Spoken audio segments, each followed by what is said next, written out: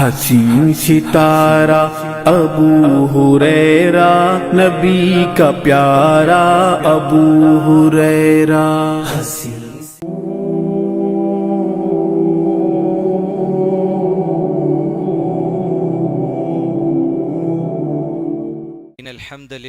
الحمد للہ حمدا طیبا کثیرا مبارکا فیہ الحمد للہ عدد ما خلق والحمد للہ ملء ما خلق والحمد للہ عدد كل شيء والحمد للہ عدد ما في السماوات وما في الأرض اللهم صل وسلم على نبينا محمد وعلى آله وصحبه وسلم تسليما كثيرا رب اشرح لي صدري ويسر لي أمري واحلل عقدة من لساني يفقهوا قولي۔ رمضان ورکشاپ نام سے یہاں جو پروگرام منعقد کیا گیا ہے، اس کا مقصد یہ ہے کہ رمضان سے متعلق اہم بنیادی معلومات قرآن اور سنت کی روشنی میں ہم حاصل کریں۔ اس میں دو الگ الگ حصے ہیں۔ پہلے تو یہ آج اس پروگرام میں جو ہم معلومات حاصل کریں گے وہ رمضان کے مہینے سے متعلق فضیلت، یعنی اس کے ورچیوز کیا ہے، اس کی فضیلتیں کیا ہیں، اس کے فوائد کیا ہیں، روزوں کے فوائد کیا ہیں، اور قرآن اور سنت میں رمضان کے مہینے سے متعلق کیا فضیلتیں بیان کی گئی ہیں کہ یہ عمل کرنے پر یہ اجر ہے، یہ وقت کی وجہ سے یہ فضیلت ہے، یہ فائدہ ہے، یہ نیکی ہے، یہ اجر ہے، یہ ثواب ہے، یہ فائدہ ہے، جہنم کی آگ سے بچنا ہے، اسے کہیں گے فضیلتیں۔ دوسرے مسائل یہ رہتے ہیں جس میں مسائل ہیں، فقہ ہے، انڈرسٹینڈنگ ہے، روزے کی حالت میں یہ کام کر سکتے، افطار کا وقت یہ ہے، سحری کا وقت یہ وقت سے پہلے نہیں کھولنا، یہ وقت کے بعد نہیں کھانا، تراویح کی فقہ کیا ہے، لیلۃ القدر کی فقہ کیا ہے، یہ فقہی جو مسائل ہیں، مسائل یہ اگلے کسی نشست میں دیکھا جائے گا۔ آج جو ہم پڑھیں گے وہ صرف فضائل پڑھیں گے۔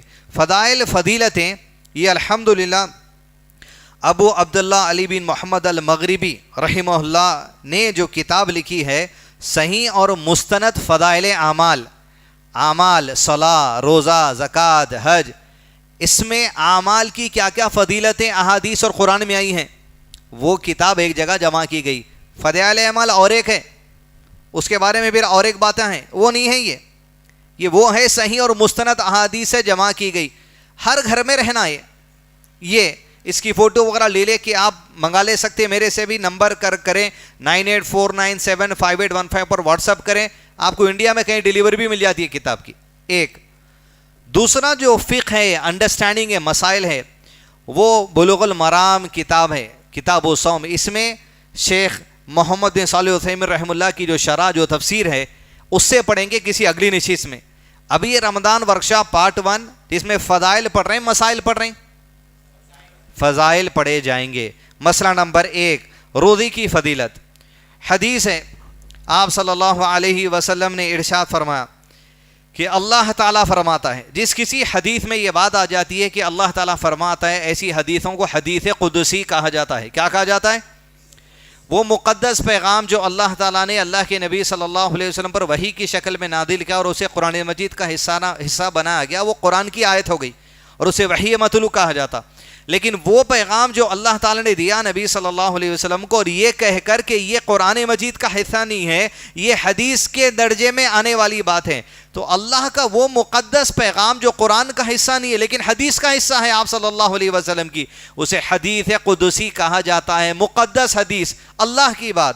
رسول اللہ صلی اللہ علیہ وسلم نے فرمایا، اللہ نے فرمایا انسان کا ہر عمل اس کے لیے ہے، ہر عمل اس کے لیے، یعنی اس کی آخرت کی سنوارنے کے لیے، اس کے جو سو گناہوں کی مغفرت کے لیے، اس لیے کہ کوئی بھی نیک عمل میں اور آپ کرتے، یہ نیک عمل سے اجر ملتا، اور یہ نیک عمل سے اللہ تعالیٰ گناہ مٹا دیتے، یہ نیک عمل سے ایمان بڑھ جاتا، یہ نیک عمل سے جہنم کی آگ جو ہم گناہوں کی کماتے، وہ گناہوں کی آگ کو اللہ تعالیٰ بجھا دیتے۔ جب اللہ کے نبی صلی اللہ علیہ وسلم نے دوسری حدیث میں ارشاد فرما، جب اذان کا وقت ہوتا ہے تو ایک فرشتہ ندا لگاتا ہے، اے اولاد آدم اٹھو، اس آگ کی طرف چلو جو تم نے اپنے گناہوں کے ذریعے خرید لی ہے، اور اس نماز کے ذریعے اس آگ کو بجھا دو۔ تو نماز ہے، صدقہ ہے، زکوٰۃ ہے، کسی غریب کی مدد کر دینا ہے، کوئی بھی نیک کام کرنا ہے۔ کہا اللہ تعالیٰ نے انسان کا ہر عمل اس کے لیے ہے سوائے روزے کے، وہ صرف میرے لیے ہے۔ یعنی انسان کا یہ عمل اتنا خاص اور اتنا مبارک ہے کہ اللہ تعالیٰ کو عمل بہت محبوب ہے, یہ میرے لیے ہے. نماز بھی اللہ کے لیے ہوتی, لیکن یہ عمل خالص اللہ کے لیے, اس لیے کہ بھوک اور پیاس جو مینٹین کرتا بندہ اللہ تعالیٰ کے لیے, یہ بہت ہی خاص رشتہ جڑ جاتا بندے کا اللہ سے, یہ میرے لیے ہے. اور کہا اور میں ہی اس کی جزا دوں گا, اللہ ہی جزا دینے والا ہے اس کی. اور روزہ ڈھال ہے, بس جب تم میں سے کوئی روزے سے ہو تو وہ بے حیائی کی باتیں کرنے نہ شور و غل کرے. اگر کوئی اسے گالی دے یا اسے لڑائی جھگڑا کرے تو یہ کہہ دے کہ میں تو روزے سے ہوں. 4-5 باتیں اس حدیث میں ہیں. اول یہ کہ خاص رشتہ اللہ تعالیٰ سے جڑ جاتا. دوسری بات یہ کہ جو کوئی اس کی عبادت کرے گا روزے کی, اس کی جزا صرف میں ہی دینے والا ہوں. اس لیے آپ صلی اللہ علیہ وسلم افطار کھولنے کے بعد جو دعا سیکھا وہ کیا ہے؟ ذهب الظمأ وابتلت العروق وثبت الاجر انشاءاللہ. اجر لکھ دیا گیا انشاءاللہ. وہ اللہ کے قریب کیا اجر لکھا جانے والا ہے وہ اللہ انسان کو آخرت کے دربار میں کھول کر بتائے گا. اس کی جزا میں ہی دینے والا ہوں. اور پھر یہ, اور روزہ ڈھال ہے. کی ڈھال ہے؟ روزے کی حالت میں اگر آپ ہے, آج موبائل فون میں کوئی گندی چیز دیکھنے والا بھی ہے, رمضان کی حالت میں شریر سے شریر انسان بھی بچتا. ڈھال ہے روزہ برائی سے بچنے کی, بے حیائی سے بچنے کی. اس روزے کی برکت سے ایک کیفیت ایمانی اللہ تعالیٰ ایسی اجاگر کر دیتے, گنہگار انسان گناہ چھوڑ دیتا, ڈھال بن جاتا. تاکہ اس کو 1 مہینہ ماحول میں رکھا جاتا, تاکہ جس طرح رمضان میں تم ڈھال بنا رہے ہیں روزے کو, زندگی تمام اپنی دوسری عبادتیں جو نماز پڑھتے, جو نیکیاں کرتے, ان کے واسطے سے ڈھال بناؤ اپنی نیکیوں کو برباد نہ ہونے کے لیے. ویسے ہی سال کے دوسرے دنوں میں بھی اپنے گناہوں سے اپنے آپ کو بچاتے رہو. روزہ ڈھال ہے. بس جب تم میں سے کوئی روزے سے ہو تو وہ بے حیائی کی باتیں نہ کرے. ڈھال ہے نا, عبادت میں ہے. نماز ایسی عبادت ہے جو آپ 10 منٹ کرتے, 15 منٹ کرتے. روزہ صبح سے لے کے شام تک کی عبادت ہے. نماز میں گالی دیتے آپ, نماز میں جیسے کوئی بری بات کرتے, ویسے ہی روزہ دن بھر کی جو عبادت ہے ڈھال بن جاتی. انسان گناہ کرنے سوچتا, ارے میں برائی کرا تو میری عبادت پہ اثر پڑتا. تو یہ زندگی تمام کے لیے ایک ایسی عمدہ ٹریننگ اللہ تعالیٰ ہم کو عطا کر دیتے. روزہ ڈھال ہے. بس جب تم میں سے کوئی روزے سے ہو تو وہ بے حیائی کی باتیں نہ کرے. تو مطلب روزہ توڑ لیے بعد بے حیائی کی بات کر سکتے کیا؟ ٹریننگ ہی ہے صبح کی کہ شام ہوتے ہی تم جو سو اس معیار میں آ جانا. بے حیائی کی بات نہ کریں. اور علامہ شیخ عثیمین رحمہ اللہ ان مسائل کی کتاب میں فقہ میں حدیث کی لکھتے ہیں, اور دیگر اہل علم لکھتے ہیں, انسان اگر بے حیائی کرے گا پھر روزے کی حالت میں, تب تو پھر اس کی حرمت تو اور بڑھ جائے گی, گناہ کا معاملہ تو اور بھی ہو جائے گا. اس لیے کہ روزہ جب ڈھال اللہ تعالیٰ بنائے, اس ڈھال کی پرواہ نہیں کر رہے تو تم اس عبادت کی بھی پرواہ نہیں کر رہے, تو پھر گناہ کا جو سو معاملہ بھی بڑھ جا سکتا. بے حیائی کی باتیں نہ کریں, نہ شور و غل کریں, پکارا, جھگڑا, چھوٹی چھوٹی بات کے لیے دوستو جھگڑا کرنا, اونچی آواز میں بات کرنا, بلند آواز میں بات کرنا, گالی گلوچ کی جو سو بات کرنا, غصے سے جو سو بات کرنا, جھڑکی کی جو سو بات کرنا, لوگوں کو ڈرا کے جو سو بات کرنا, یہ عام دنوں میں بھی نہیں کرنا ہے. روزے میں تو پھر خاص خیال رکھو کیونکہ عبادت کے اندر ہے. مثال نماز میں جب آپ یہ حرکت نہیں کرتے تو دن بھر کے روزے میں اللہ تعالیٰ نے کہا کیونکہ آزاد روزہ ہے یہ, نماز میں آپ باندھے ہوئے ہوتے, ایک جگہ رہتے, لیکن اس میں آپ کو دن بھر اپنے کام کاج کرتے ہوئے عبادت میں شامل رہنا ہے. لہذا اس عبادت کی قدر کرتے رہنا دیگر کام کاج کرتے وقت میں. کہا اگر کوئی اسے گالی دے, دوسرے روزے دار دیتا کی, کوئی دوسرا دیتا کی, یا اسے لڑائی جھگڑا کرے تو یہ کہہ دے انی صائم, میں عبادت میں ہوں, میں عبادت میں ہوں, عبادت کے لحاظ میں ہوں. یہ عبادت توڑنے کے بعد دیکھ لے تم تے کو شام میں نہیں, یہ عبادت کے بعد بھی پھر لحاظ رکھوں گا, اللہ کی خاطر زبان نہیں کھولوں گا. مقصد کیا ہے؟ خالی اب کنٹرول کرنا ہے کیا؟ کیونکہ افطار کے انتظار میں بھی رہتے بعض لوگوں کا گالی دینے کے واسطے, افطار کے انتظار میں بھی رہتے لوگ سگریٹ پینے کے واسطے, افطار کے انتظار میں بھی رہتے گٹکا کھانے کے واسطے, افطار کے انتظار میں بھی رہتے روز فون پہ کچھ دیکھنے کے لیے, کیونکہ دن بھر کا کنٹرول. انٹرنیٹ بند ہو گیا 1 گھنٹہ تو بے چین ہو جاتے. اب آپ سوچئے فجر سے لے کے مغرب تک کنٹرول میں ہے باس. اب سمجھ رہے مغربہ تو روزہ تو نہیں ہے چلتا, عشاء کون پڑھتے, تراویح کون پڑھتے, وہ سب اپنی جگہ الگ بات ہے. فون دکھ گیا تو بس ہے, تو کنٹرول روزے میں اس لیے دیا جا رہا, رمضان کے بعد آپ سیکھنا بول کے نہیں, افطار کے بعد سے عادت آ جانا, کیونکہ رات بھر تو روزے میں نہیں رہتے. فضائل. اب کہہ دے کہ انی صائم, پھر آپ صلی اللہ علیہ وسلم کہتے ہیں اس ذات کی قسم ہے جس کے ہاتھ میں محمد کی جان ہے صلی اللہ علیہ وسلم, روزے دار کی منہ کی بو اللہ کے ہاں کستوری کی خوشبو سے بھی زیادہ پاکیزہ ہے. اس کو بولتے ہیں فضائل. کس کی فضیلت؟ روزے دار کی ایک فضیلت. کیا فضیلت ہے؟ اس کے منہ سے کھانا نہیں کھانے سے جو گندی بدبو آتی, اللہ کے قریب کستوری سے بھی زیادہ محبوب ہے. کستوری مطلب خوشبو کی ایک چیز. وہ کہاں کی کستوری؟ وہ کستوری دنیا کی ہے, وہ کستوری ہے جو اللہ کے پاس جنتوں میں, وہ کستوری سے زیادہ محبوب ہے اللہ کے قریب روزے دار کی بدبو, کیونکہ انہیں صبر کی وجہ سے ہو رہا. تو اب اس کا مطلب یہ نہیں کہ بدبو لوگوں کو سناتے پھریں آپ. نبی صلی اللہ علیہ وسلم حالت روزے میں بھی مسواک کرتے تھے. زبان کا رگڑا کرنا, صاف رکھنا, ٹوتھ پیسٹ لگا کے برش کرنے کی بھی اجازت اہل علم دیے, سے روزہ نہیں ٹوٹتا. اس کے باوجود بھی بدبو آ رہی تو عمل ہے, وہ انسان کی جسمانی کیفیت ہے, پھر آپ منہ صاف کر لیجئے. کہا یہ فضیلت, روزے دار کے لیے 2 خوشی کے موقع ہیں جن میں وہ خوش ہوتا ہے. ایک فطرت بیان کرے, دیکھیے آپ, پہلا موقع جب وہ افطار کرتا ہے, یعنی دن بھر کی عبادت کر کے کھانے بے چین ہیں, دستر رکھ لے کے بیٹھے ہوئے, دعائیں کرتے ہوئے, نظر پڑ رہی کھانے کی چیزوں پہ, پھر بھی ہم بات کنٹرول کر کے بیٹھے ہوئے.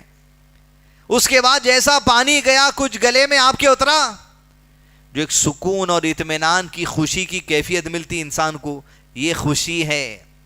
یہ خوشی کا موقع عبادت ہے, یہ خوشی کا موقع شکر گزاری ہے, یہ خوشی کا موقع نعمت ہے, یہ خوشی اللہ کی اجازت سے ہے. ایک تو وہ خوشی کا موقع, اور دوسرا جب اپنے رب کے پاس اسے اس کا اجر ملے گا تب جا کے روزہ دار خوش ہو جائے گا. ایک خوشی دسترخوان پہ ہے, دوسری خوشی آخرت کے دن روزے کا جو اجر و ثواب اللہ تعالیٰ عطا کریں گے وہ دیکھ کر بندہ خوش ہو جائے گا. مطلب رمضان کہیں ختم ہو گئے زندگی میں, اور انشاءاللہ کہیں آئیں گے باذن اللہ تعالی, لیکن یہ رمضان میں ہر افطار کو تو خوشی ہو رہی, لیکن وہ گزشتہ رمضان جو کئی سالوں سے آپ گزار لیے, اس کی ایک اور خوشی باقی ہے جو آخرت میں ملنے والی. زندگی تمام انسان جتنے خوشیاں افطار کے وقت لے لے, لیکن ایک خوشی بچی ہوئی ہے جو آخرت میں اللہ کے بعد ملنے والی ہے. تو یہاں بنیادی بات یہ ہے, یہ فضیلتیں ہیں دنیا کی بھی آخرت کی بھی, پلس بندے کو جوڑا جا رہا, اللہ سے رشتہ مضبوط کیا جا رہا کہ اس عبادت کو خوشی کے ساتھ کرنا.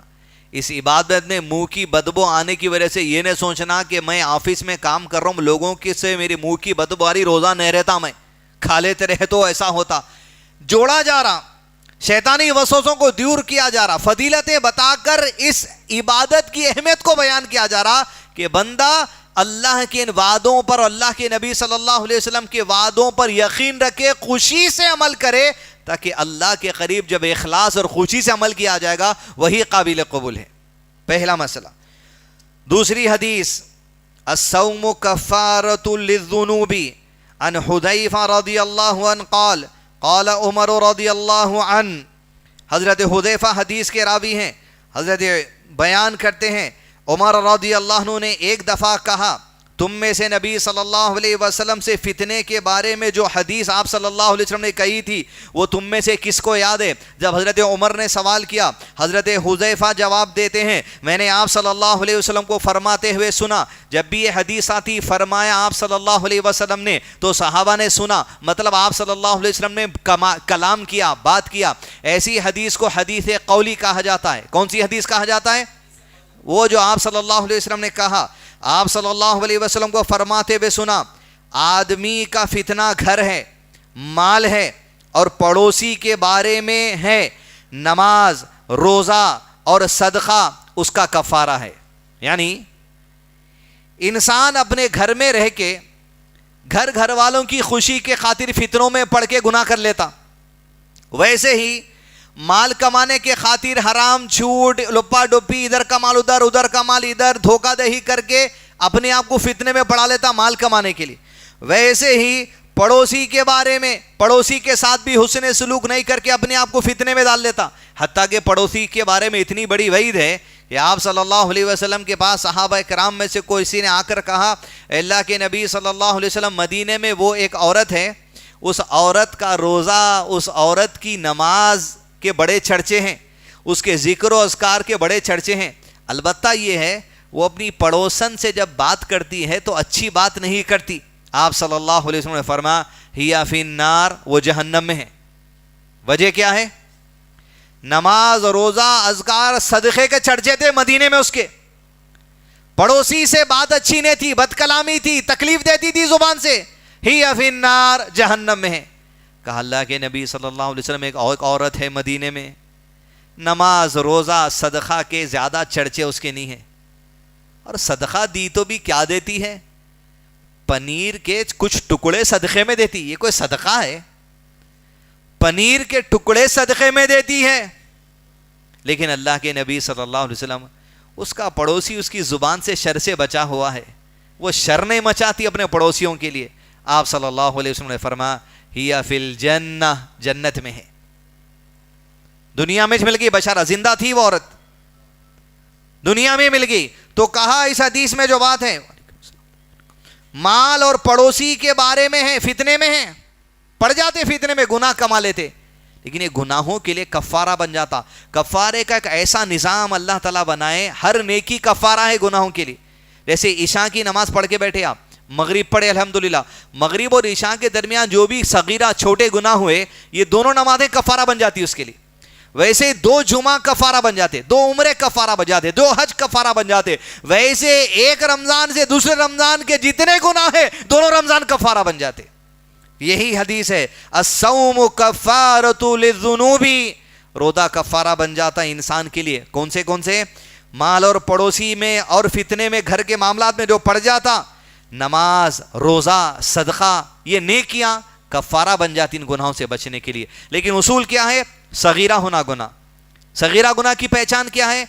وہ گناہ جس کا ذکر کر کے آپ صلی اللہ علیہ وسلم نے وعید نہیں بیان کی کہ لعنت ہوتی ہے ایسے آدمی پر, عذاب ہوگا اس کو, اللہ نظر رحمت نہیں کرے گا, اللہ تعالیٰ اسے پاک نہیں کرے گا. ایسے الفاظوں کا ذکر جس بھی گناہ کے بعد آتا, ایسے گناہوں کو کبیرہ گناہ کہا جاتا. لیکن جس گناہ سے آپ صلی اللہ علیہ وسلم نے روکا ایسا مت کرو, لیکن وہاں وعید نہیں ہے, وارننگ نہیں ہے, عذاب کا ذکر نہیں ہے, وہ گناہ صغیرہ گناہ ہوتے, اس کے لیے پڑھنا پڑتا. اور ایک اور روایت میں زائد بات ہے کہ نیکی کا حکم دینا اور برائی سے روکنا, یہ باتیں حدیث میں آئی ہے. دوسری حدیثی ضمن میں رسول اللہ صلی اللہ علیہ وسلم نے فرمایا 5 نمازیں, جمعہ دوسرے جمعہ تک, رمضان دوسرے رمضان تک کی درمیانی مدت کے لیے گناہوں کا کفارہ ہے. وہ رمضان رہے, انشاءاللہ یہ رمضان باذن اللہ تعالیٰ سلامتی سے اللہ تعالیٰ ہم سب کو دلا دے, آمین. یہ دونوں رمضانوں کے درمیان جتنے گناہ ہوئے صغیرہ, سب کے لیے دونوں رمضان کفارہ بن جاتے. ویسے ہی وضو کر کے اب آیا عشاء کے لیے, وضو کرنے سے صغیرہ گناہ کو اللہ تعالیٰ جھڑا دیتے ہیں. آنکھوں کے, منہ سے بولے ہوئے, ہاتھوں سے کیے ہوئے, پیروں سے چل کر گئے ہوئے صغیرہ معاف ہو جاتے. اسی طریقے سے رسول اللہ صلی اللہ علیہ وسلم نے ایک اور حدیث میں ارشاد فرمایا جو آدمی رمضان کے روزے رکھے, اس کے حدود کو پہچانے اور رمضان کا مکمل احترام کرے اور خیال رکھے, تو اس کے سابقہ گناہوں کا کفارہ ہو جاتے ہیں اس تمام روزے. تو روزہ اس نیت سے بھی رہنا, اللہ کے پاس ایک تو اجر ملتا جو پہلی حدیثوں میں پڑھے, دوسرا اللہ تعالی اجر کے ساتھ ساتھ ایسا اجر دیں گے جس سے ہم خوش ہو جائیں گے, اور تیسری یہ بات کہ ہر روزہ ہمارے گناہوں کی آگ کو مٹا رہا ہے. یہ جو سو بنیادی فضیلتیں ہیں. اگلی حدیث رسول اللہ صلی اللہ علیہ وسلم کے پاس بیان کرتے ہیں, ابو امامہ رضی اللہ عنہ میں آیا تو میں نے عرض کیا, اے اللہ کے نبی صلی اللہ علیہ وسلم مجھے کسی بات کا حکم دے دیجئے جو میں آپ سے عرض کروں, یعنی نصیحت کر دیجئے. آپ صلی اللہ علیہ وسلم نے فرمایا روزے رکھا کرو کیونکہ اس کی مثل کوئی دوسرا عمل نہیں ہے, اس کا اجر اللہ کے پاس ہے. بڑا ہی جو سو معزز, اللہ کے قریب جو سو اجر پانے والا ایک عمل روزہ ہے. اور اس حدیث میں بات نفل روزوں کے لیے بھی ہے, نفل روزے بھی رکھ کر اللہ کے قریب اجر و ثواب انسان حاصل کر سکتا. تیسرا باب, باب الریان, باب الریان خاص باہل الصوم، اہل صوم روزہ رکھنے والوں کے لیے ایک اور فضیلت یہ ہے، جنت کے 8 دروازوں میں سے ایک دروازہ روزہ اخلاص سے رکھنے والوں کے لیے ان کے اعزاز میں بنایا گیا، یہ دروازے سے روزے دار داخل ہونا۔ ان سہل رضی اللہ عنہ عن نبی صلی اللہ علیہ وسلم قال ان فی الجنت بابا یقال له الریان، فرمایا آپ صلی اللہ علیہ وسلم نے جنت کے ایک دروازے کو ریان کہا جاتا ہے، قیامت کے دن اس سے صرف روزے دار داخل ہوں گے، ان کے علاوہ اس سے کوئی داخل نہیں ہوگا۔ کہا جائے گا روزے دار کہاں ہیں؟ تو وہ کھڑے ہو جائیں گے اللہ کے دربار میں، ان کے علاوہ اس دروازے سے کوئی اور داخل نہیں ہوگا۔ جب وہ داخل ہو جائیں گے اس دروازے سے جنت میں، تو اس دروازے کو بند کر دیا جائے گا، کوئی دوسرا داخل نہیں ہوگا۔ الفضائل، فضیلت، نعمت، بدلہ اچھا، اس کو فضیلتیں کہا جاتا ہے۔ جو روزے دار کے لیے ہے وہ جنت کے دروازوں میں سے ایک دروازہ ہے۔ الایمان، جنت پر ایمان لانا پڑتا، پہلے جنت کے دروازوں پہ ایمان لانا پڑتا۔ یہ کیوں لا رہے ایمان؟ اللہ کا وعدہ ہے۔ یہ کیوں لا رہے ایمان؟ نبی صلی اللہ علیہ وسلم کی گواہی ہے۔ شک و شبہات میں نہیں پڑ سکتے آپ، کہے کا دروازہ کون سا ریان؟ کافروں کو بولے تو ہنستے، ان ہنسے تو کیا آپ کا ایمان چھوڑ دیتے؟ پھر کیا اللہ کے دربار میں آپ کے سامنے جنتی ہنسیں گے؟ یا آپ اپنی ہنسی اڑا لے رہے ہیں؟ ایمان مضبوط رہنا اللہ کے نبی صلی اللہ علیہ وسلم کی گواہی پر، اللہ تعالیٰ کی گواہی پر۔ دوسری حدیث، جنت کے 8 دروازے ہیں، ان میں سے ایک کا نام باب الریان ہے، اس سے صرف روزے دار داخل ہوں گے۔ دوسری حدیث ابو ہریرہ رضی اللہ عنہ روایت کرتے ہیں، رسول اللہ صلی اللہ علیہ وسلم نے فرمایا جو شخص اللہ کی راہ میں کسی چیز کا جوڑا خرچ کرے گا اسے جنت کے دروازوں سے پکارا جائے گا۔ جوڑا یعنی جوڑ میں چیز خرچ کرنا، آپ صدقہ دے رہے ہیں، بکرے 2 بکرے دیے، جوڑ میں صدقہ کرنا یہ بھی ایک قسم کی نیکی ہے۔ ڈبل جو چیز دے رہے ہیں جوڑ میں صدقہ کرو۔ اس کی ایک شرح شیخ معاذ عمری کرے، ان کا کلپ ملا تو آپ انشاءاللہ دیکھیے۔ دوسرا، جنت کے دروازوں سے پکارا جائے گا اے اللہ کے بندے یہ دروازہ بہتر ہے، ادھر سے آ۔ پر جو شخص نمازیوں میں سے ہوگا اسے باب الصلاح سے پکارا جائے گا۔ جنت کے دروازے کا ایک نام باب الصلاح ہے، باب الریان ہے، دوسرے دروازوں کے نام بھی ہے۔ اور جو جہاد کرنے والے میں سے ہوگا اسے باب الجہاد سے پکارا جائے گا، جو روزہ رکھنے والوں میں سے ہوگا اسے باب الریان سے پکارا جائے گا، اور جو صدقہ کرنے والا ہوگا اسے باب الصدقہ سے پکارا جائے گا۔ ابو بکر حدیث سن رہے تھے رضی اللہ عنہ، کہا اللہ کے رسول صلی اللہ علیہ وسلم میرے ماں باپ آپ پہ قربان، ان دروازوں میں سے کسی ایک سے بھی پکار لیا جائے نقصان تو نہیں ہے اس کا۔ انداز بیاں، انڈرسٹینڈنگ، رب سے امید دیکھیے۔ باب الریان، باب الصلاح، باب الجہاد، باب الصوم، باب الریان، باب الصلاح، سب ہے۔ اللہ کے نبی صلی اللہ علیہ وسلم اس میں سے ایک میں سے بھی چلے گئے تو نقصان کیا ہے ہمارا؟ قربان ہو جائے میرے ماں باپ، سوال کچھ کرنا چاہ رہا ہوں میں، آپ اس کا جواب مطلوب ہے، جانے والا نقصان اور خسارے میں تو نہیں ہے۔ لیکن اللہ کے نبی صلی اللہ علیہ وسلم، کیا کوئی ایسا بھی ہے دنیا میں، کیا کوئی ایسا بھی ہے آپ کی امت میں جس کو اللہ تعالیٰ ان تمام دروازوں سے پکاریں گے؟ اے نمازی ادھر آ، نمازی کا دروازہ، اے روزے دار ادھر آ۔ کوئی ایک ہوگا؟ کچھ بندے ایسے بھی ہوں گے کیا جو 8 عمل میں آگے ہوں گے؟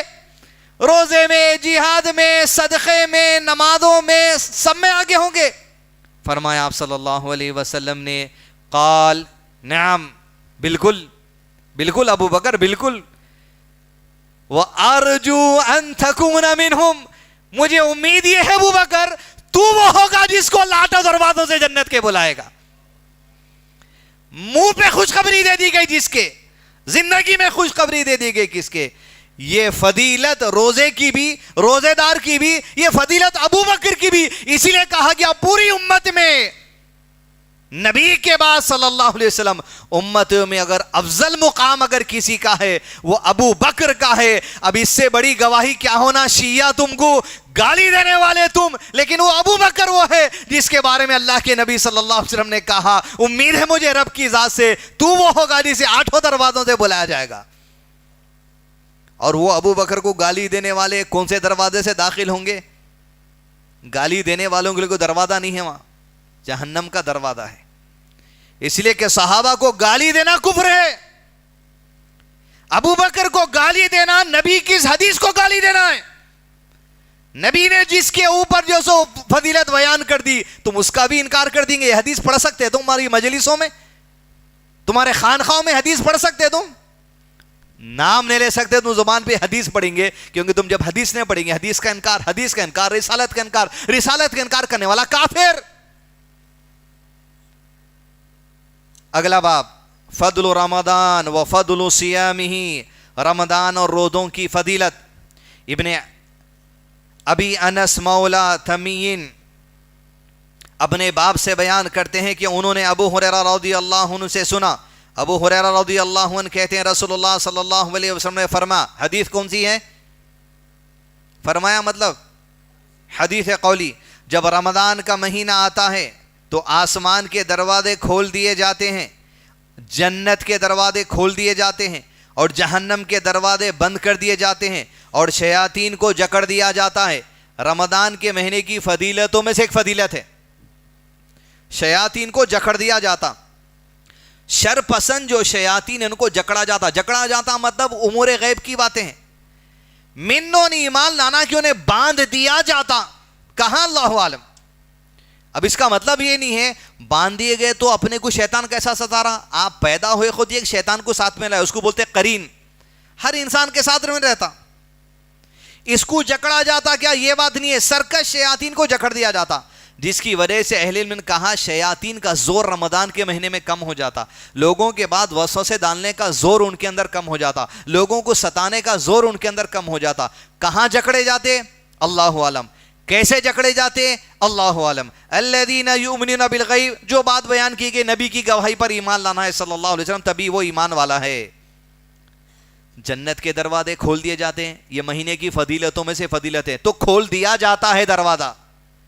اب وہ برکتوں اور رحمتوں کا کیا جنتوں سے لوگ فائدہ اٹھاتے ہیں دروازے کھولنے سے، وہ اللہ کے علم میں باتیں. جہنم کے دروازے بند کر دیے جاتے ہیں تو بند کر دیے جاتے ہیں. یہ رمضان کے مہینے کی خصوصیات میں سے فضیلتوں میں سے ایک فضیلت ہے جو آپ صلی اللہ علیہ وسلم بتائیں. دنیا میں ہم سمجھ رہے ہیں رمضان مطلب، ابھی میرے کو کلش معلوم ہوا رمضان آنے 35 ڈیز ہے بول کے. اس سے پہلے میرے کو معلوم نہیں تھا، کیونکہ کل میں ایک بہت بڑی بیکری کے سامنے سے گزرا حیدرآباد کی، وہاں لکھے ہوا تھا 35 ڈیز اونلی فار رمضان. اس سے پہلے کس کو معلوم ہوتا؟ اپنے کو معلوم ہوتا کیا؟ نہیں ہوتا نا. کلش معلوم ہوا میرے کو بھی. سمجھ گئے؟ اب ہمارے بعد رمضان یہ ہے، لیکن کچھ چیزیں اللہ کے قریب بڑے مرتبے والی ہے جو ہم کو سمجھنے نہیں آتی. اللہ کے نبی صلی اللہ علیہ وسلم نے کہا جنت کے دروازے کھول دیے جاتے ہیں مہینے میں، جہنم کے دروازے بند کر دیے جاتے ہیں مہینے میں، شیاطین کو جکڑ دیا جاتا ہے. امور غیب میں سے باتیں یہ بھی ذہن میں رکھ کے عمل کرو. یہ ذہن میں رکھ کے جو سو تم اپنی زندگی کے عبادات اور مشغولیات کو جو سو انجام دو. نیکسٹ، ابو ہریرہ رضی اللہ عنہ بیان کرتے ہیں رسول اللہ صلی اللہ علیہ وسلم نے فرمایا جب ماہ رمضان کی پہلی رات ہوتی ہے تو شیاطین اور سرکش جن جکڑ دیے جاتے ہیں. شیاطین مطلب شیطانہ انسانوں میں بھی رہتے ہیں، قرآن کی آیت کا ذکر ہے.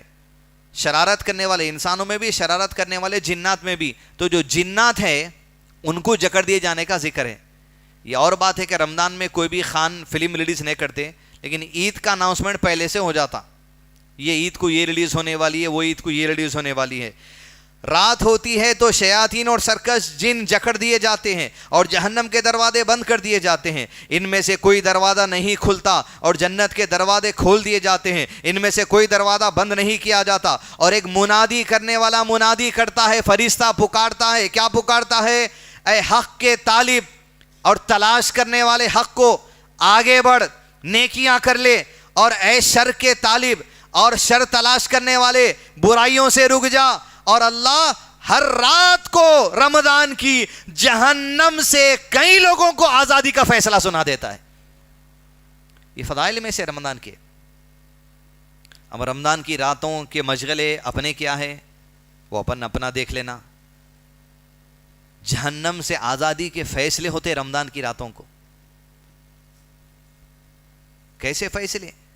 جہاں آپ صلی اللہ علیہ وسلم نے کہا ایک زانیہ عورت کتے کو پانی پلا دی تو اللہ تعالیٰ جہنم سے آزاد کر دیے. تو کوئی عمل، کوئی نیکی، کوئی روزہ، کوئی صدقہ، کوئی افطار، کوئی سحری، کوئی اچھی بات کر دینا، اپنے آپ کو جو سو برائیوں سے بچا کے رکھنا، جہنم سے آزادی کے فیصلے ہیں. رمضان آیا تو مانگنا اللہ جہنم سے بچا لے. اللہم انی اعوذ بک من النار، اللہم انی اسألک الجنہ، اللہ جنت عطا کر، جہنم سے بچا لے. اور آپ صلی اللہ علیہ وسلم کی دعا کیا ہے؟ اللہم انی اسألک الجنہ، اللہ جنت عطا کر. وما قرب الیہا من قول او عمل، اور ایسا عمل، ایسی زبان کی بات اور ایسا عمل جو جنت کے قریب کر دے، وہ توفیق دے دے. وَأَعُوذُ بِكَ مِنَ النَّارِ، اللہ جہنم سے بچا لے. وَمَا قَرَّبَ إِلَيْهَا مِنْ قَوْلٍ أَوْ عَمَلٍ، ایسی بات کرنے سے، ایسا عمل کرنے سے بچا لے جو مجھے جہنم کے قریب کرتی ہے. یہ دعا کثرت سے کرتے رہیں. الصوم جنہ وقایۃ، روزہ ڈھال ہے جہنم سے بچاؤ کے ذریعے. گناہوں سے بھی بچتا، جب گناہوں سے بچیں گا ظاہر بات ہے جہنم کی آگ سے بچنے کے لیے ڈھال بن جاتا روزہ. سعید ابن ہند سے روایت ہے کہ مطرب جو کہ قبیلے بنی عامر سے ہیں، کہتے ہیں عثمان بن ابی العاص رضی اللہ عنہ نے ان کے لیے دودھ منگوایا تاکہ اسے پلائیں، تو مطرف نے کہا میں روزے سے ہوں. عثمان رضی اللہ عنہ نے فرمایا میں نے رسول اللہ صلی اللہ علیہ وسلم کو فرماتے ہوئے سنا ہے، روزہ ڈھال ہے جیسے تمہارے لیے قتال لڑائی سے ڈھال ہوتی ہے. یعنی قتال لڑنے آئے تو آپ ڈھال بناتے، تو کہا روزہ ویسا تمہارے لیے جہنم کی آگ سے ڈھال بن جاتا. یعنی آخرت کے دن جہنم کی آگ جو دوسرے گناہوں سے کمائے ہوئے ہوں گے، اس سے بچانے کے لیے روزے کی عبادت انسان کے لیے ڈھال بن جائیں گی. روزہ ڈھال ہے. ایک تو یہ کہ دنیا میں انسان روزے کی حالت میں ہوگا تو اپنے آپ کو ڈھال بنا لیتا، نہیں یہ گناہ کی طرف نہیں کرتا، میں گالی نہیں دیتا. روزے کی حالت میں ہو بھی نہیں دیکھتا بری چیز، بری بات نہیں بولتا، چوری نہیں کرتا، روزے میں ہوں بھائی. مگر کچھ چوریاں ہو جاتے روزے میں بھی، نہیں ہوتے؟ نماز چوری بروں میں کچھ چوریاں روزے میں بھی ہو جاتے ہیں. وہ ابھی سے سدھر گئے تو اچھا. لائٹ کے میٹر میں پتی کی جو سیٹنگ ہے چوری سے ہو،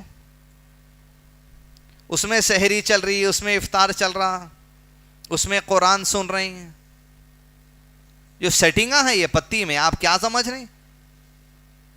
کفار کی گورنمنٹ مار سکتے ہیں تو پھر کافر آپ کے گھر میں سے بھی چوری کر سکتا. یہ سیٹنگ چھوڑ دینا اپنے لوگ.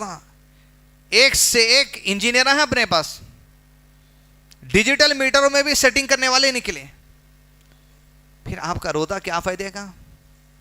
وہ لائٹ کھول کے قرآن پڑھ رہے ہیں، وہ ہوا میں، وہ اے سی میں افطار چل رہی. چوری چوری چھے، کس کے بھی گھر سے چورائی، اب حکومت کی چوراؤ، کسی کے گھر کی چوراؤ.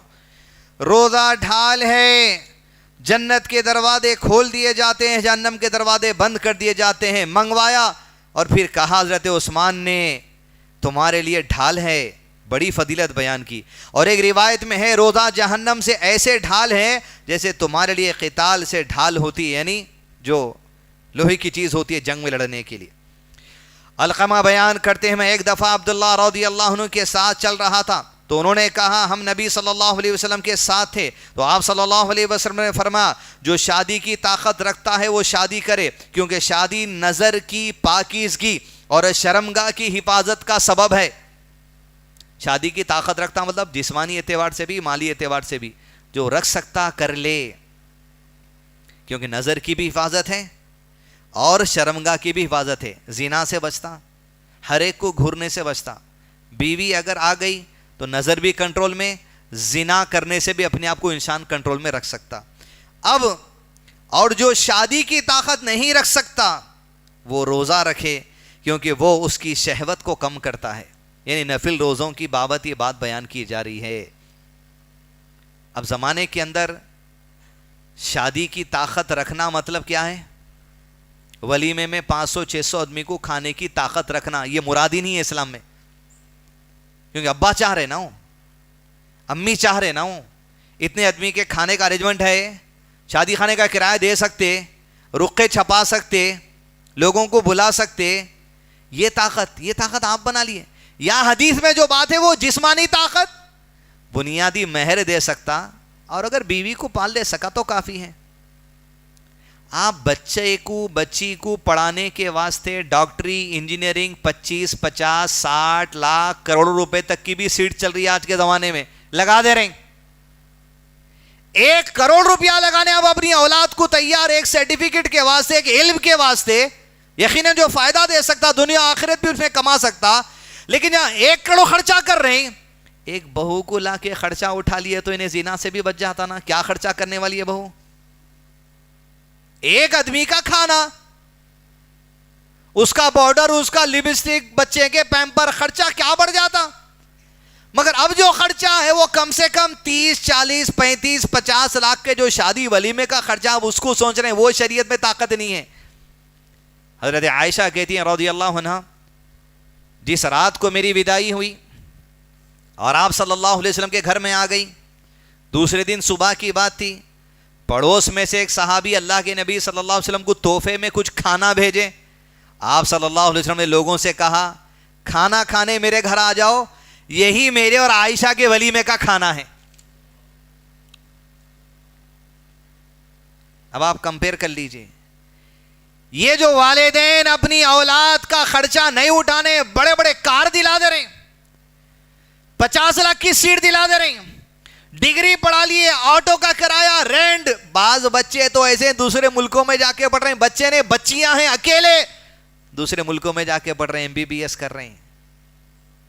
ماں باپ کو یہ چاہیے بچے وہ ڈگری لا لیے تو پرواہ نہیں, ڈگری میں زنا بھی ہوتا تو پرواہ نہیں, ڈگری لے کے آؤ, بس ڈگری صاف دکھاؤ, تمہارے اندر زنا کا کلنک بھی لگ گیا تو پرواہ نہیں. آپ صلی اللہ علیہ وسلم نے فرمایا, شادی کرا دو جو طاقت رکھتا ہے. تم اگر ہے نا طاقت, بیٹے کو جب 50 لاکھ کی سیٹ دلا سکتے تو اس کے لیے ایک 5 لاکھ کے ولیمے کا ارینجمنٹ نہیں کر سکتے. اور ایک بہو آ گئی تو ایسا کیا کھا جا رہی گھر کے اندر جو خرچہ کروڑوں کا ہو جا رہا. تو یہ بولتے اندھے بن کے کام کرنا, جو کرنے کا کام ہے وہاں اندھے, جو نئے کرنے کا کام ہے وہاں دنیا کو راستہ بتاتے, ایسا کرنا. تو اپنے جائدے کی ضرورت ہے. فضیلت رمضان, فضل صوم رمضان احتسابا و ایمانا بما عند اللہ. عن ابی ہریرہ رضی اللہ عنہ قال قال رسول اللہ صلی اللہ علیہ وسلم من صام رمضان ایمانا و احتسابا غفر له ما تقدم من ذنبه. ابو ہریرہ رضی اللہ عنہ بیان کرتے ہیں رسول اللہ صلی اللہ علیہ وسلم نے فرمایا, جو شخص ایمان کے ساتھ اللہ کی رضا کے لیے رمضان کے روزے رکھتے ہیں تو اس کے سابقہ تمام گناہ اللہ معاف کر دیتا ہے. اخلاص شرط ہے. من صام رمضان ایمان, یقین کے ساتھ. کیا یقین ہونا؟ اجر ملتا. کیا یقین ہونا؟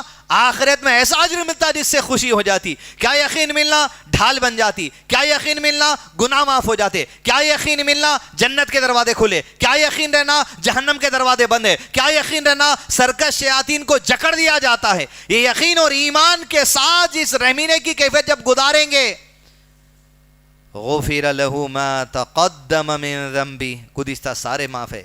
ومن فضل صومی, روزے کی فضیلت میں مزید احادیث. عن ابی ہریرہ رضی اللہ عنہ قال قال رسول اللہ صلی اللہ علیہ وسلم, تمہارے پاس مبارک مہینہ رمضان آ گیا, اللہ نے اس کے روزے تم پر فرض کیے ہیں. اس میں آسمان کے دروازے کھول دیے جاتے ہیں, اور اس میں جہنم کے دروازے بند کر دیے جاتے ہیں, اور اس میں سرکش شیاطین بند کر دیے جاتے ہیں. اس میں ایک رات ایسی ہے جو 1000 مہینے سے افضل ہے. جو اس کی بھلائی سے محروم رہا تو وہ بھلا ہی سے محروم رہ گیا. ایسا بولتے ہیں آپ, حیدرآباد کی بریانی نہیں کھائے تو تم بریانی نہیں کھائے. جو اس ایک رات کی فضیلت سے محروم رہ گیا تو کہا تو محروم والا ہی ہے, انہیں فضیلت ہی نہیں پایا انہیں. بسم اللہ الرحمن الرحیم. إنا أنزلناه في ليلة القدر وما أدراك ما ليلة القدر ليلة القدر خير من 1000 شهر. 1000 مہینوں سے افضل ہے یہ رات. مطلب علامہ شیخ عثیمین رحمہ اللہ لکھتے ہیں اجر و ثواب کے لحاظ سے 1000 مہینے سے افضل رات.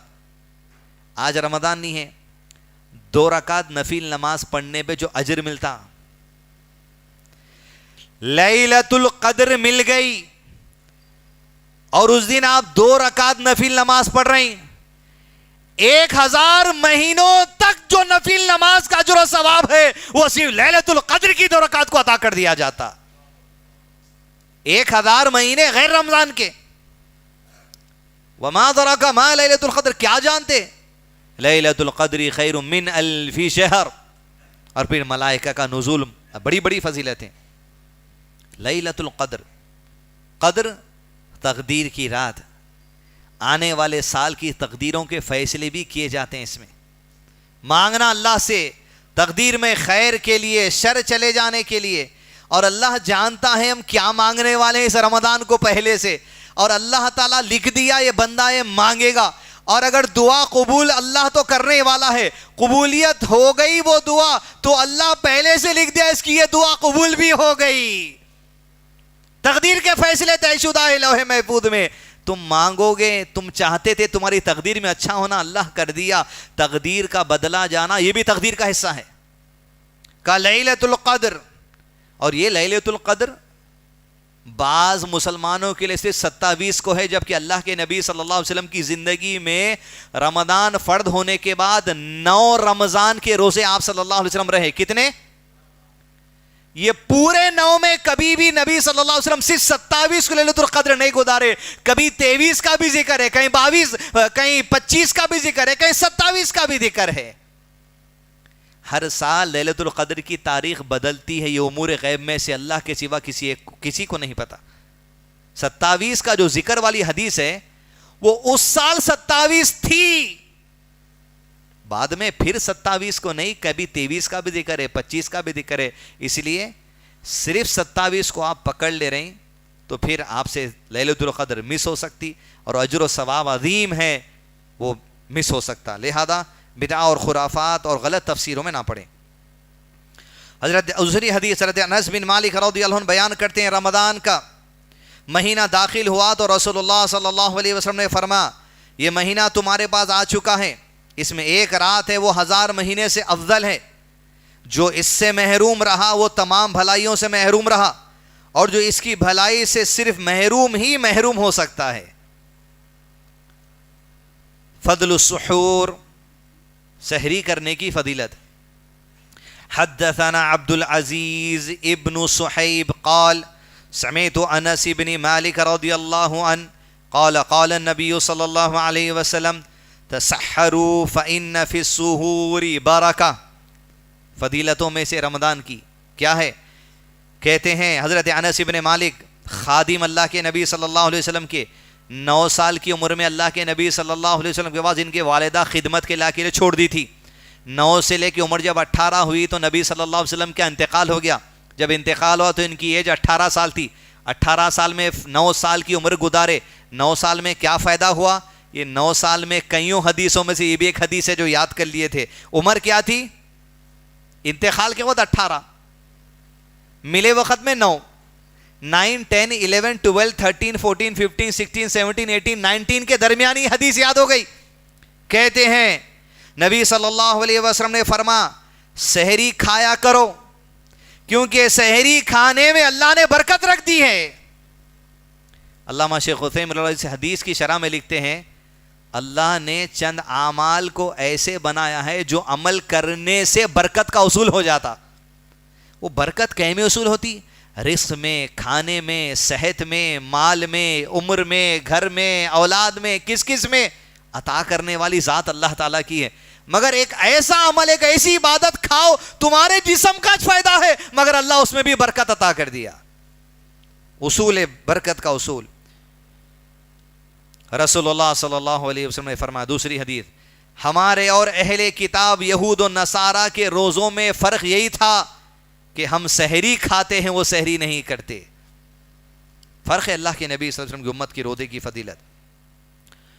عبداللہ بن حارث سے سنا, ایک صحابی رضی اللہ عنہ سے بیان کرتے ہیں میں نے نبی صلی اللہ علیہ وسلم کے پاس آیا تو آپ صلی اللہ علیہ وسلم سحری کا کھانا کھا رہے تھے. اب یہاں ارشاد کا ذکر نہیں ہے, کھا رہے تھے. صحابی دیکھے آپ صلی اللہ علیہ وسلم کو کھاتے ہوئے. اس حدیث کو بولیں گے حدیث فعلی. کیا بولیں گے؟ عمل چل رہا آپ صلی اللہ علیہ وسلم کا, کھا رہے ہیں سحری, یہ عمل ہے. اس کو بولیں گے وہ سنت جو کرتے ہوئے دیکھے صحابہ, کانوں سے سنے. حدیث قولی کہا, آپ نے فرمایا. پھر حدیث قولی, بے شک سحری کا کھانا برکت ہے جو اللہ نے تمہیں ہی عطا کیا ہے, اس کو مت چھوڑو. قول بھی ہے, فعل بھی ہے آپ صلی اللہ علیہ وسلم کا. بول رہے ہیں, کھاتے کھاتے بول رہے ہیں یہ سحری کو مت چھوڑو. عمل اور قول, حدیث قولی حدیث فعلی ایک ہی روایت میں آ گئی. فضل تاخیر السحور و تعجیل الفطر, سحری دیر سے اور افطار جلدی کرنے کی فضیلت. پہلے فضیلت دیکھ لیں گے, بعد میں نقصان دیکھ لیں گے. ان سہل ابن سعد ان رسول اللہ صلی اللہ علیہ وسلم قال لا يزال الناس بخیر ما عجلوا الفطر. فرمایا آپ صلی اللہ علیہ وسلم نے, لوگ اس وقت تک بھلائی میں رہیں گے جب تک کہ افطار میں جلدی کرتے رہیں گے. کہ میں جلدی کرتے رہیں گے؟ افطار میں جلدی کرنا مطلب ٹائم سے پہلے کھا لینا. اس لیے حدیث اور قرآن صحابہ کے منت سے سیکھنا اس لیے کہا جاتا. جلدی کرنا مطلب جیسے وقت شروع ہوا کیا کرنا؟ فوری شروع کر دینا. بسم اللہ, یوں دیکھ رہے ہیں, انہوں دیکھ رہے ہیں, انہوں نے کھول رہے ہیں, انہوں نے کر رہے ہیں, پریشان نہیں ہونا. حنفی مسلک رہو یا کون سا بھی مسلک رہو, ہر مسجد کے باہر ظہر, عصر, فجر, مغرب, عشاء کے ٹائمنگز رہتے. فجر کا ٹائم, ظہر کا ٹائم, عصر کا ٹائم, عشاء کا ٹائم لکھا ہوا رہتا 8 بجے, 5 بجے, 2 بجے, 3 بجے. مغرب کی آج ٹائم نہیں رہتا کہیں بھی. کیا لکھا ہوا رہتا؟ غروب آفتاب. مغرب کا وقت جب شروع ہو رہا ہے وہی افطار کا وقت ہے, غروب آفتاب ہی ہے. کارڈ پہلے سیرن ٹائم شروع ہو رہا, احتیاط. ارے کہے کا احتیاط؟ اب وہ ایک زمانے میں تھا بس ہے. میڈم کو پوچھنا, sunset in Hyderabad. In Hyderabad tomorrow, sunset is at 6:16 p.m. 6:16 کو افطار کا ٹائم ہے آج. سمجھ رہے آپ؟ پولیس میں جھگڑے جا رہے ہیں, سر ان کی مسجد پہ دیکھیے غروب آفتاب سن سیٹ بول کے لکھے ہوا ہے. دیکھو سن سیٹ یہ ایگزیکٹ ہے یا انہیں بھی احتیاط سے بول رہی؟ انہیں احتیاط نہیں کر رہی نا, انہیں حنفی نہیں ہے, اس کا کوئی مسلک ہی نہیں, اس میں کیا احتیاط کریں گے؟ جیسا وقت شروع ہوا کھول لینا. اگر آپ سوچ رہے نہیں میرا مسلک زمانے سے مسلک حنفیت فلاں فلاں فلاں, ہم دیوبندی فلاں فلاں فلاں, سنت کی خلاف ورزی. اتنی واضح سنت ہے آپ صلی اللہ علیہ وسلم کی, اتنا بول رہے ہیں آپ صلی اللہ علیہ وسلم بھلائی میں رہیں گے. اور اللہ کا احسان ہے اہل حدیث کو اللہ تعالیٰ اور دیگر کئیوں مسلمانوں کو اللہ تعالیٰ ہدایت عطا کرے, وقت شروع ہوتے روزہ کھولتے اللہ تعالیٰ بھلائیاں عطا کر دے رہے, اور جو دیر سے احتیاط کے نام پہ کر رہا انہیں یہ تو بھلائی سے محروم ہو جا رہا. اور نبی کی گواہی غلط ہو سکتی ہے, نعوذ باللہ. نبی کی زبان سے جھوٹ کہا آپ صلی اللہ علیہ وسلم نے, ابو ہریرہ حدیثیں لکھتی چلا جا میری, اس ذات کی قسم ہے جس کے ہاتھ میں میری جان ہے, محمد کی زبان سے سچ کے سوا کچھ نہیں نکلتا صلی اللہ علیہ وسلم. بھلائی. ام المؤمنین نے عرض کیا, عائشہ رضی اللہ عنہا کے پاس گئے تو ہم نے عرض کیا, اے ام المؤمنین, محمد صلی اللہ علیہ وسلم کے صحابہ کرام میں سے 2 آدمی ہیں, ان میں سے ایک نماز اور افطار میں جلدی کرتا ہے, سن لو میرے حنفی بھائیوں, جبکہ دوسرا نماز اور افطار میں دیر کرتا ہے. انہوں نے پوچھا نماز اور افطار میں جلدی کون کرتا ہے؟ کس نے پوچھا؟ حضرت عائشہ نے. راوی بیان کرتے ہیں ہم نے کہا عبداللہ ابن مسعود رضی اللہ عنہ. تو عائشہ رضی اللہ عنہ نے فرمایا رسول اللہ صلی اللہ علیہ وسلم بھی ایسا ہی کرتے تھے. اور اے میرے حنفی بھائیوں آپ کیسا کرتے ہیں؟ اے میرے تبلیغی بھائیوں آپ کیسا کرتے ہیں؟ عبداللہ ابن مسعود تو اللہ کے نبی صلی اللہ علیہ وسلم کے جیسا کرتے تھے. میں آپ کو مسلک اہل حدیث کے جیسا نہیں کر رہا ہوں, میں آپ کو بول رہا ہوں جو حضرت عائشہ بولے عبداللہ ابن مسعود جیسا کرتے تھے, کیونکہ نبی صلی اللہ علیہ وسلم کرتے تھے. ہر مسلمان ویسا کر لے ہمارے لیے خیر ہے. چاہتے ہیں 5 منٹ کی مسلک کی ضد میں کیا چھڑ جا رہا؟ لا یزال الناس بخیر، بھلائی میں رہیں گے، نبی کی گواہی ہے، نظر انداز کر دے رہے ہیں. کیوں؟ مسلک. جب اتنی بات کی جو سو پرواہ نہیں آپ صلی اللہ علیہ وسلم کی، دیگر باتوں کی کیا رہیں گی پھر؟ ابو ہریرہ رضی اللہ عنہ نبی صلی اللہ علیہ وسلم سے روایت کرتے ہیں، آپ صلی اللہ علیہ وسلم نے فرمایا دین اس وقت تک غالب رہے گا، دین اس وقت تک غالب رہے گا جب تک لوگ افطاری میں جلدی کرتے رہیں گے، کیونکہ یہود و نصارہ افطار میں دیر کرتے تھے. آج دین غالب ہو رہا، دین کا غلبہ بڑھ رہا، کیونکہ اکثریت افطار جلدی کرنے والوں کی دنیا میں پھیلتے جا رہی. لوگ سحرن کا انتظار نہیں کر رہے ہیں آج کل، یہ دین غالب ہونے کے دن ہے. تو اس طرف آئیے. صوم داود افضل الصیام، یہ نفل روزوں سے متعلق اور دیگر روزوں سے متعلق جو بات ہیں.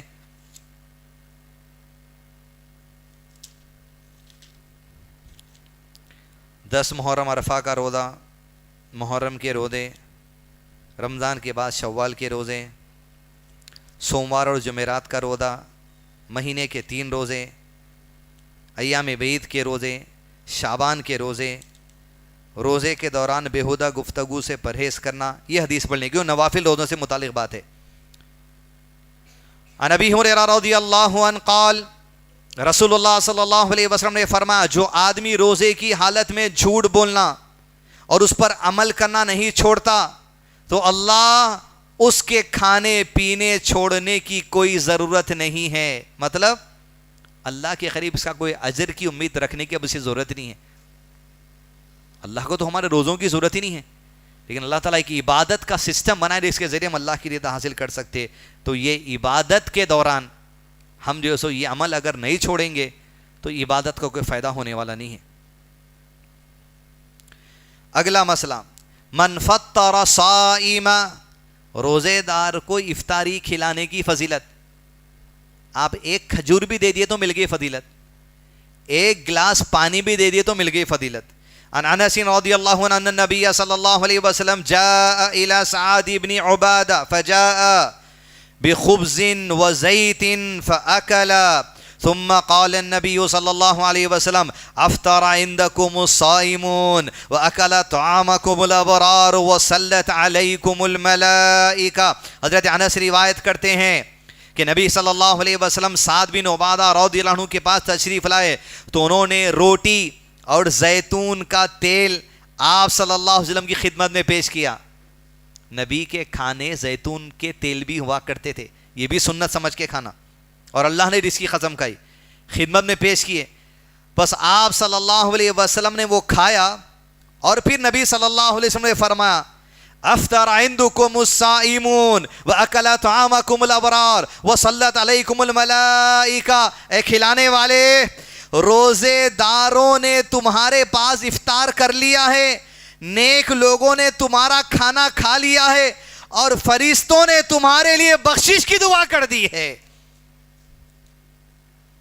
افطار کوئی کھلایا تو یہ دعا کرنا، افطر عندکم الصائمون واکل طعامکم الابرار وصلت علیکم الملائکہ. تمہارے گھر نیک لوگ کھانا کھاتا رہے، تمہارے گھر روزے دار کھانا کھاتا رہے، اور تمہارے لیے فرشتے مغفرت کی دعا کرتے رہے. تو اس حدیث سے یہ بات بھی ثابت ہے، بندہ جب دنیا میں نیک عمل کرتا تو فرشتے اس کے حق میں مغفرت کی دعا کرتے. اور قرآن مجید کی آیت ہے، بندے جب دنیا میں استغفار کرتے، فرشتے جو اللہ کے عرش کو اپنے کندھوں پہ اٹھائے ہوئے ہیں وہ رب کی بارگاہ میں دعا کرتے، اللہ یہ زمین پہ توبہ کر رہا ہے، اس کی توبہ کو قبول فرما. یہ فرشتوں کی بھی دعا. فضل من فطر صائما، روزے افطار کرانے والے کی فضیلت. رسول اللہ صلی اللہ علیہ وسلم نے فرمایا جس نے کسی روزے دار کا روزہ افطار کرایا تو اس کو روزے دار کے برابر اجر ملے گا، اور روزے دار کے اجر سے کسی قسم کی کمی نہیں ہوگی. آپ روزہ رکھ رہے ہیں، کتنا اجر مل رہا؟ وہ اجر تو ہے، ایک کھجور کھلا دیجئے، وہ سامنے والے روزے دار کو تو اجر ملنا ہی ملنا ہے، اتنا ہی اجر اللہ آپ کو خالی ایک روزہ کھلا دینے پہ دینے والا ہے. مساجد کمیٹیوں سے میری خاص گزارش ہے حیدرآباد کے افطار میں بہت سارا پیسہ لگاتے تھے ہمارے پاس، کھجور میں، فروٹ، تربوز، دیگر چیزیں لانے میں. کم سے کم ایک ایک مسجد میں ایک ایک دن کا خرچہ 3,000 4,000 کی جو سے افطاری آتی خالی. تھوڑا سا حکمت اگر اپن کریں، 3-4 ہزار جب آپ خرچہ کر رہے ہیں اور 1,000 2,000 خرچہ کریے، پورے لوگوں کا کھانا پک کے آ جاتا اتنے میں. ہمارے پاس جامعہ اہل سنت و جماعت میں مسجد ہے، وہاں سسٹم یہی ہے، 3 کھجور دیتے، تربوز کا ٹکڑا، تہاری، بگارا کھانا، کھچڑی، خشکا کھانا. 5,000 روپے میں گزشتہ سال تک 50 آدمی کھانا کھائے. پیٹ بھر جاتا اس کا، کھانا ہو جاتا، پیسہ بچتا. روزے دار سیر ہو گیا، ایک دعا نکل گئی تو لہذا جو سو اس کام کے لیے بھی آگے بڑھے. لیلۃ القدر، خفاء لیلۃ القدر، لیلۃ القدر کی تاریخ کو مخفی رکھنے کی فضیلت. الباب اخبرنی عبادہ ابن صامت ان رسول اللہ صلی اللہ علیہ وسلم خرج یخبر بلیلۃ القدر انی خرجت. کہا آپ صلی اللہ علیہ وسلم لیلۃ القدر بتانے کے لیے تشریف لائے.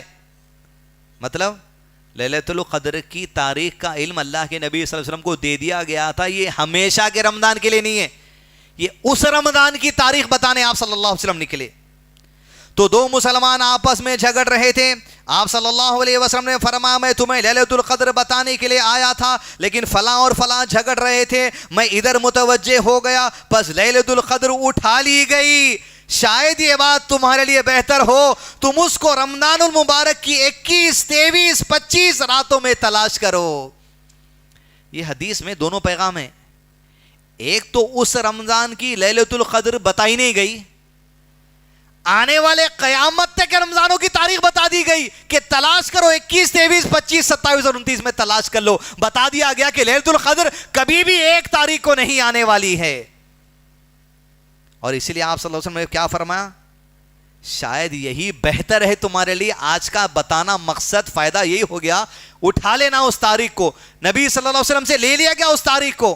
اگر لوگوں کو اس حدیث بتا دیتے تو اپنے پاس تو کیسے ہیں، مہر لگا کے وہی لیلۃ القدر بولنے کم نہیں. لیکن فائدہ حدیث میں کیا ہو گیا، آپ صلی اللہ علیہ وسلم نے کہا اب زندگی تمام یہ 5 راتوں میں تلاش کرو، کبھی بھی آ سکتی. مطلب واضح ہے. یہ حدیث پڑھنے کے بعد بھی خالی آپ 27 تاریخ کو سرما کرتا پاجامہ نکال لے کے جو آپ درود و سلام پڑھنے آ رہے ہیں تو پھر کیا فائدہ ہے بولیے. فضل اجتہاد فی العشر الاخیر، رمضان المبارک کے آخری عشرے میں زیادہ نیکیاں کرنے کے لیے جد و جہد کرنا اور اعتکاف کرنے کی فضیلت. ان عائشہ رضی اللہ عنہ جب رمضان المبارک کا آخری عشرہ شروع ہو جاتا تو نبی صلی اللہ علیہ وسلم عبادت کے لیے کمر کس لیتے، شب بیداری فرماتے اور اپنے گھر والوں کو بھی بیدار کرتے، رات میں عبادتوں کو بڑھا دیتے.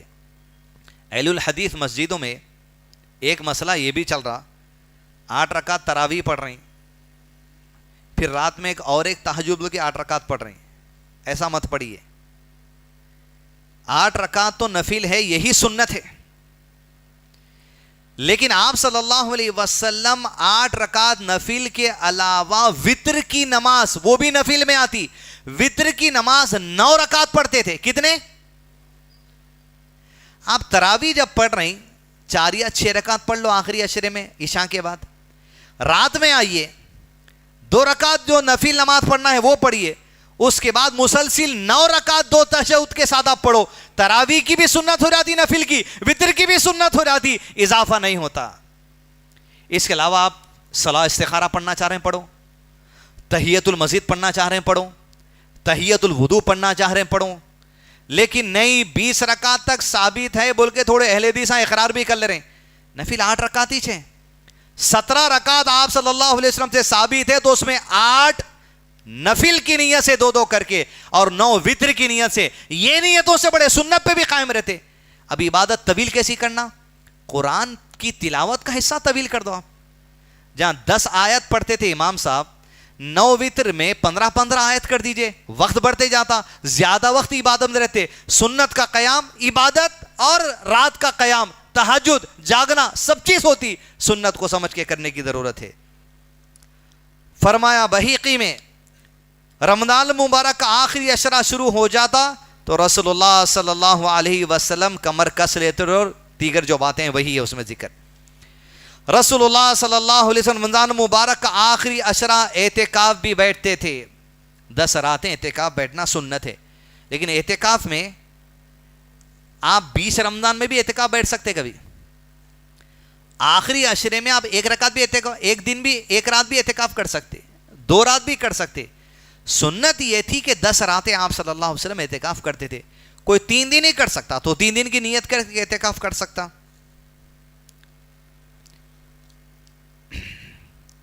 فضل صدقۃ الفطر وفضل تعدیتها قبل الصلاۃ.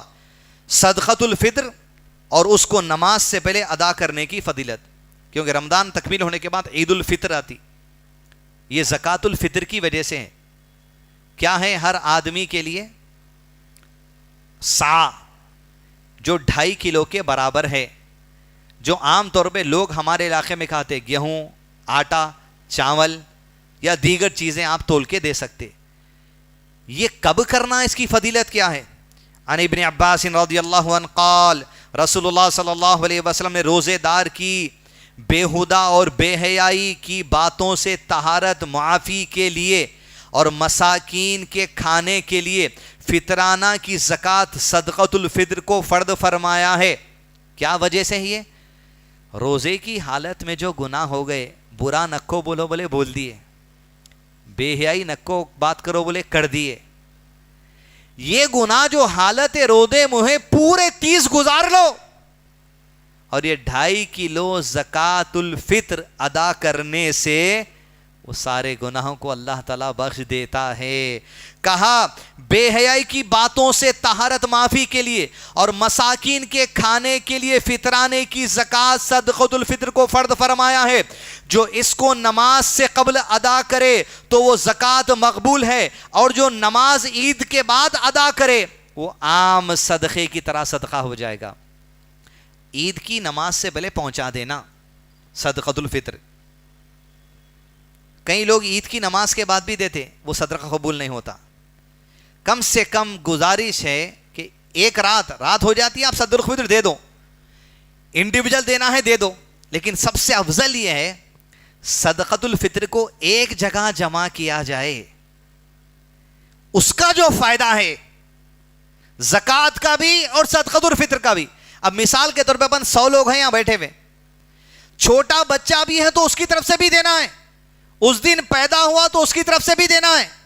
یہاں ہم 100 لوگ ہیں، 2.5 کلو اگر ہم اسی مسجد میں جمع کر دیے تو کتنے ہو جاتے؟ کتنے کلو ہو جاتا؟ 250 کلو. 250 کلو گیہوں. 250 کلو گیہوں کے 1 کلو 2 کلو کے ٹکڑے کرنا مقصد نہیں ہے. 250 کلو گیہوں کو آپ 10 لوگوں میں مار دیجئے، 25 کلو، 3 4 مہینے ان کا گھر چل جاتا. یہ فائدہ ہے. یہ مثال صرف 100 لوگوں کی ہے.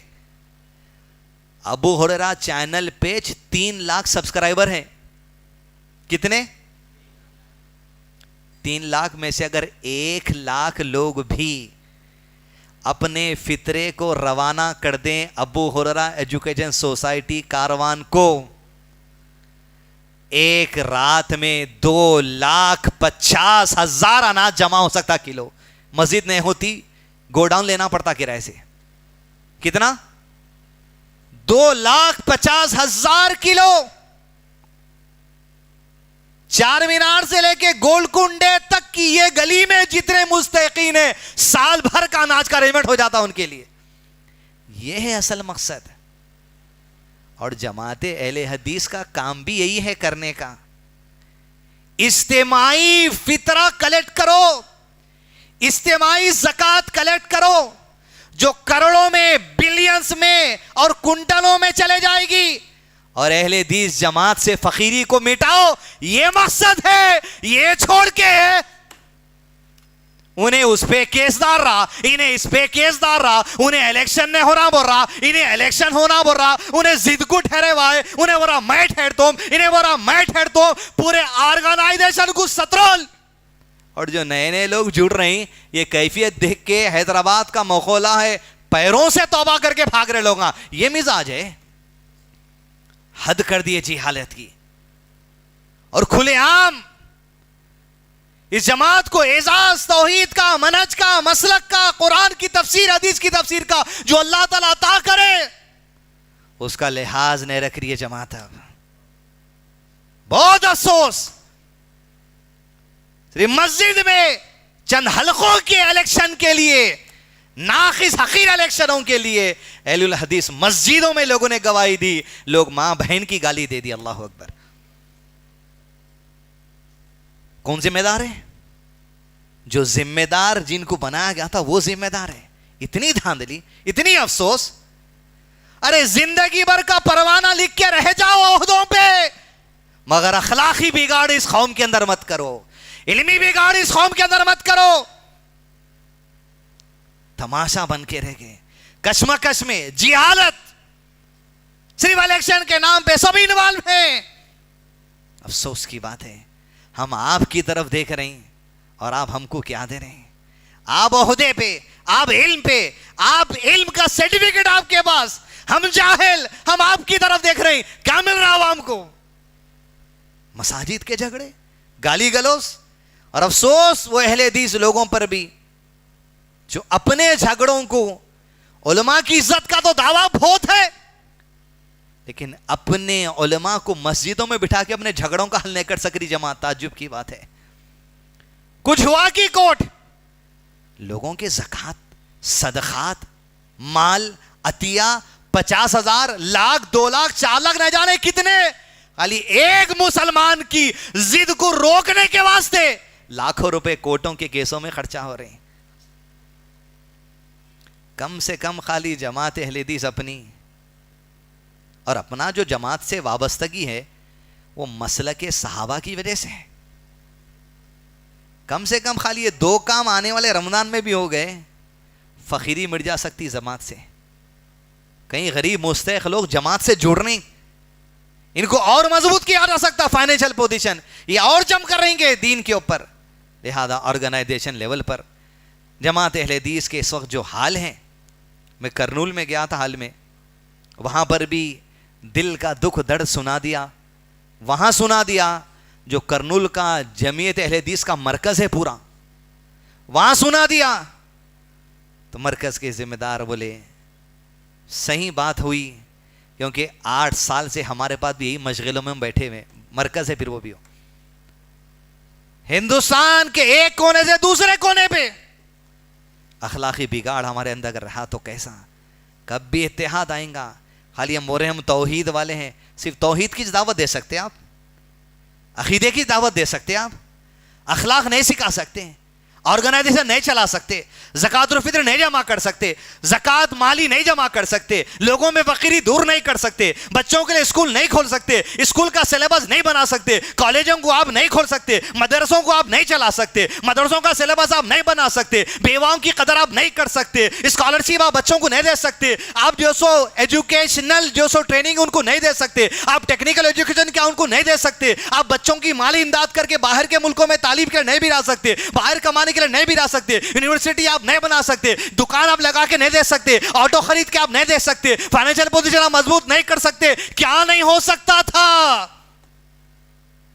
مگر افسوس کی بات ہے یہ جماعت سے ہماری وابستگی انشاءاللہ ہمیشہ رہے گی اللہ کی ہدایت سے، کیونکہ یہ جماعت کی وابستگی مسلک اصحاب محمد صلی اللہ علیہ وسلم سے ہے. اللہ ہمیشہ موت تک اور ہم سب کو اصحاب محمد صلی اللہ علیہ وسلم کے مسلک پر، منہج پر ہمیشہ قائم رکھے. وصلی اللہ علی نبینا محمد وعلی آلہ وصحبہ وسلم تسلیما کثیرا. مزید علماء اور مقررین کے بیانات سننے کے لیے ہمارے YouTube چینل کو سبسکرائب کیجیے. جزاک اللہ.